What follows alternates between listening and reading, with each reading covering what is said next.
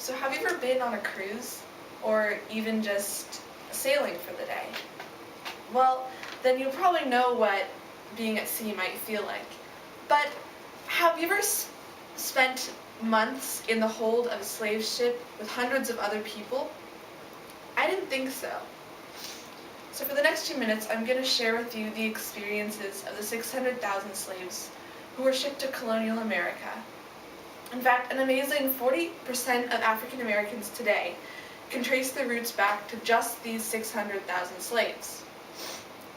And these slaves would have been found mostly in the southern colonies and Chesapeake colonies in Colonial America, although slavery was spread throughout all 4 colonies. So to understand what a slave's life would have been like, we need to first understand why slavery ever got started in America.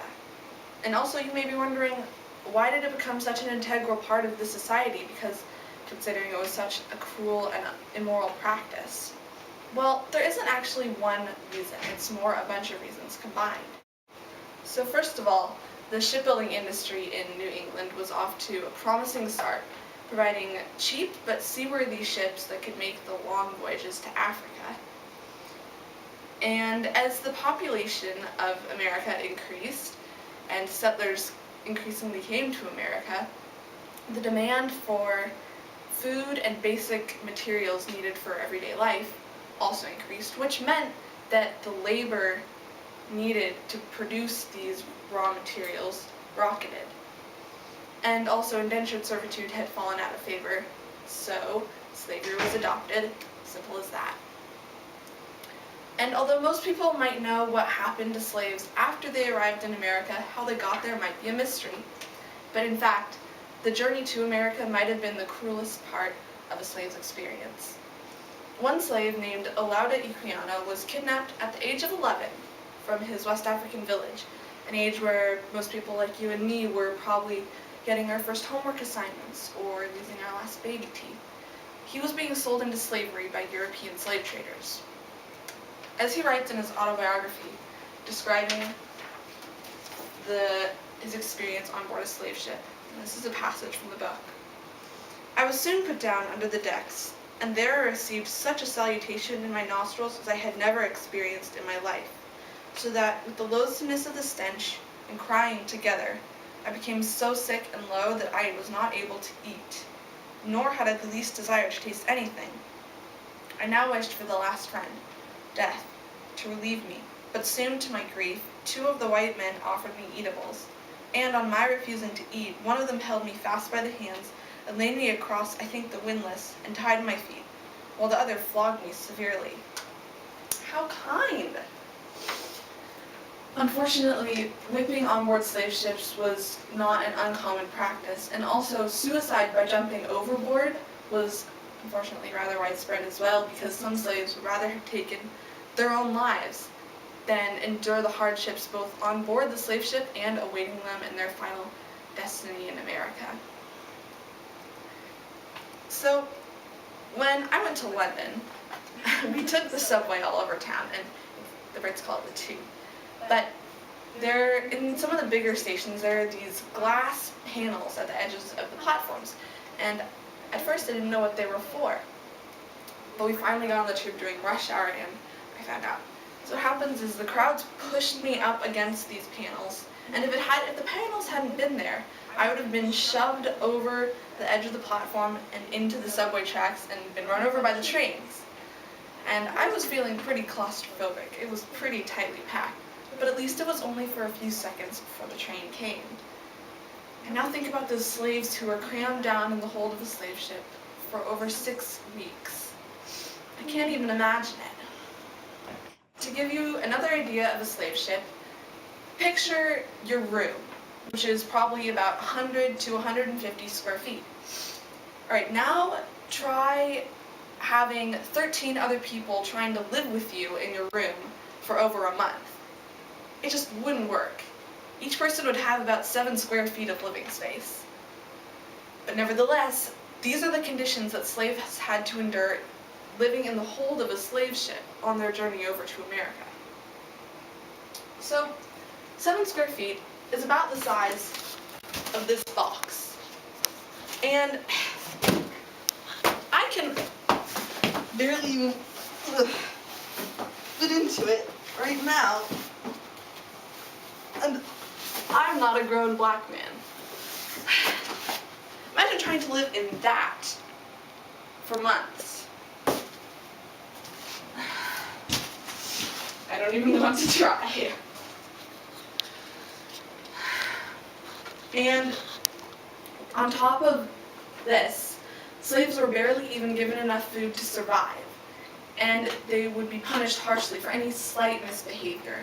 As Equiano says, the smell in the hold of the slave ship was truly awful because slaves were not allowed out to use the bathroom, and also slaves who were sick or dying were just left in the hold along with the healthy people. And in some cases, you weren't even allowed on deck unless you were either practically dead or needed to be punished. So even before the slaves had arrived on these ships, which were waiting to take them to their doom, they had already been kidnapped from their homes and ripped from their families. To give you another idea of the immensity and atrocity of slavery, think about this. So this jar has 500 beans in it, and one bean is one slave. 500 slaves is about the average amount of slaves in one shipload over to Colonial America. Here's one shipload. This is 2 shiploads. 3, 4. This is just 4 shiploads, and already that's 2,000 slaves. And to top it all off, 1/8 of all slaves on board a slave ship died during the journey over. So out of this jar of beans, that's about 63 slaves, which is about this many slaves. So as you can tell, and also, it's estimated that there were about 1,500 shiploads of slaves delivered to Colonial America. Can you even imagine 1,500 of these? As you can tell, slaves, even before they had arrived in America, had already been subjected to cruel treatment and harsh punishment. But now we're going to take a look at what the slave experience was like once in Colonial America. Equiano's first steps to the world of working slavery began as he arrived in the British colony of Virginia. A lieutenant in the Royal Navy by the name of Henry Pascal decided to buy Equiano, and then, almost as quickly as he had arrived in Virginia, Equiano was thrown on board a trading ship bound for England. From his experience on board the slave ship, Equiano expected the worst. But much to his surprise, as he says in his autobiography, "I had sails to lie on and plenty of good victuals to eat, and everybody on board used me very kindly, quite contrary to what I had seen of any white people before." However, sometimes the whites' tempers were unpredictable, and they would often threaten to kill and eat Equiano, so he lived in constant fear. Unlike many slaves, Equiano was able to travel with his master as a seaman for most of the 7 Years' War, which the British eventually won. And as you can imagine, not all slaves arriving in the British colonies had that same experience. Most of them were working on board a plantation or in the home of their master. Imagine you are a slave arriving on a plantation for the first time. If you look out, you could see the sun rising over the horizon, and the golden fields stretched out across acres and acres of land. There might be a small log cabin in the distance, and a few spindly trees growing up here and there. It's almost a scenic view, and you can feel a sense of peace and relief wash over you. But then, suddenly, a white man comes running out of the door of the house, screaming at you at the top of his lungs, and calling you by some Western name that you've never heard before. You don't know who he's calling to, and when you refuse to respond to the name, he whips you until your legs are bruised and scarred. Does that sound like fun? because that's what your life would start out like as a working slave on a plantation. Now, a couple summers ago, I went on a service trip, just a short one for a couple hours with my friends, and we were doing some gardening work, like pulling ivy. And after the first hour, I started to feel achy in my back and a little in my arms, and my mood quickly went down because I was hurting.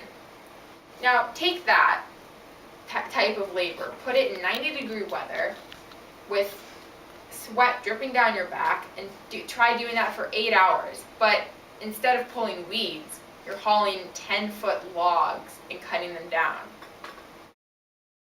This could be the life of a slave on a plantation. From sunrise to sunset, they would either be cutting down trees or squaring logs, mostly for the purposes of building fences, houses, or boats. And if they weren't doing that, they would probably be working their master's agricultural land for the master's profit. And so if the slaves were not doing any of that labor, like cutting down trees, they were probably digging canals or building horseshoes, boats, or saddles as well. So that's what many slaves did, and their time was designated from sunrise to sunset. That's about 8 hours of almost non-stop labor. And imagine how tiring that would get. Now, not all slaves working on a plantation worked outside in the fields doing agricultural land or chopping down trees. Some of them worked inside the master's home. And most of those were women who either did cooking, cleaning, and they took care of the master's children most of the time. These small tasks were mostly not as physical as the tasks outside. However, there were some drawbacks to being a domestic slave. Domestic slaves usually didn't get very much privacy because they were around their master's family almost 24/7, and they usually slept above their master's quarters in a small loft. And so even though they didn't have very physical labor, they were still around their master all the time, and so they didn't get very much privacy. Now, as we begin to talk about the domestic life of women, it seems necessary to explore some of the sexual abuse and sexual slavery that went on within the house.